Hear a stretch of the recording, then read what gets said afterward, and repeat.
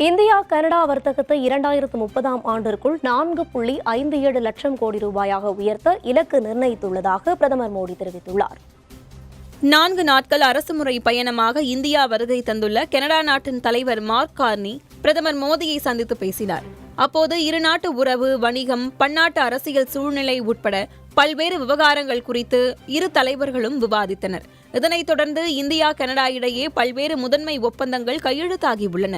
இதுகுறித்து டெல்லியில் நடைபெற்ற இந்தியா கனடா தலைமை நிர்வாக அலுவலர்கள் கருத்தரங்கில் பேசிய பிரதமர் மோடி, இந்தியா கனடா இருதரப்பு வர்த்தகத்தை 2030ஆம் ஆண்டுக்குள் 4.57 லட்சம் கோடி ரூபாயாக உயர்த்த இலக்கு நிர்ணயித்துள்ளதாகவும், இரு நாடுகளுக்கும் இடையிலான விரிவான பொருளாதார கூட்டு ஒப்பந்தத்தை விரைவில் இறுதி செய்ய முடிவு செய்துள்ளதாகவும் குறிப்பிட்டுள்ளார். மேலும் சீர்திருத்தங்கள் மற்றும் வணிகம் செய்வதை எளிதாக்குவதில் நாம் செலுத்திய கவனம் உள்ளிட்ட நடவடிக்கைகள் இந்திய பொருளாதாரத்தை வலுப்படுத்த உதவியுள்ளதாகவும், 2026-27 வரவு செலவு அறிக்கையில் உட்கட்டமைப்பு மேம்பாட்டுக்காக நடுவண் அரசு 11.9 லட்சம் கோடி ரூபாய் ஒதுக்கியுள்ளதாகவும் தெரிவித்துள்ளார்.